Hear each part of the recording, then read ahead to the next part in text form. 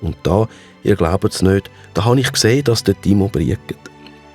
Wegen mir. Von lauter Freude habe ich angefangen, ihm die Tränen wegzuschlecken. Und dann hat es plötzlich geknallt. Hui, pass auf! Der Timo ist mit voller Wucht in einen Container gedonnert. Er konnte nicht mehr aufstehen und das Bein hat ihm megamässig wehgetan.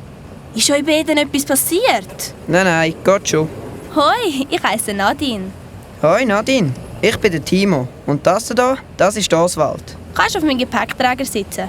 Ich begleite euch noch heim. Das ist aber lieb von dir.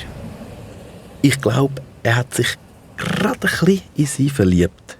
Jedenfalls ist er ganz rot geworden und hat dumm umeinander gegrinset. Ja, und der Beste kommt noch. Die Hai hat nicht etwa ein neuer Besitzer auf mich gewartet, sondern eine Hundehütte. Ich darf zwar nicht mehr ins Haus, weil am Timo seine Mami immer nüssen muss, aber mindestens bis zum Allergietest darf ich daheim bleiben, in meinem Hundehüttli im Garten. Cool. Also klar, es war in der Stube auf dem Teppich vor dem Fernsehen schon ein bisschen gemütlicher gewesen. Aber immerhin, ich muss nicht zum Hundemetzger oder ins Hundeheim. Ja, und heute habe ich eben sturmfrei, weil der Timo mit seinen Eltern auf dem Sonntagsausflug ist. Darum bin ich schnell in den Ostpark geflitzt, weil ich diesen Tütenräuber, die den Yusuf überfallen haben, auf die Spur kommen. Ein berühmter, erfolgreicher Detektivhund würde dem Timo seine Eltern ganz sicher nicht verkaufen. Auch wenn sie von meinen Haaren Geschwür und Warzen überkommen. Darum ist es eben mein Plan, die Diebe zu schnappen und den Friedensnobelpreis zu holen. Jawohl. Ja, und ich habe bereits ganz eine wichtige Entdeckung gemacht. Unter dem Gebüsch liegen 3 Plastiksäcke, sorgfältig gefaltet und mit einem Stein beschwert. Und jetzt tue ich also die Säcke bewachen. Hoffentlich tauchen die Diebe gleich auf damit. Hey! Was sind denn das für wunderschöne Dalmatinerbeine?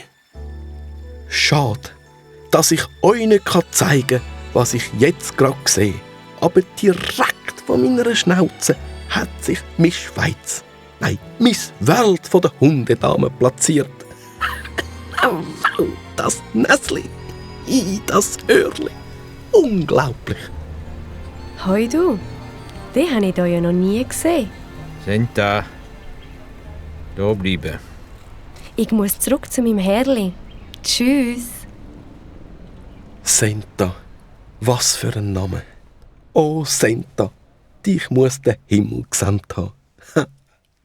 Die Romantik weckt den Dichter in mir. Senta, du Blumen in meinem Garten, ich kann nicht mehr länger warten. Wollt ich als mein Gespendli haben, nur dich allein, oh Senta.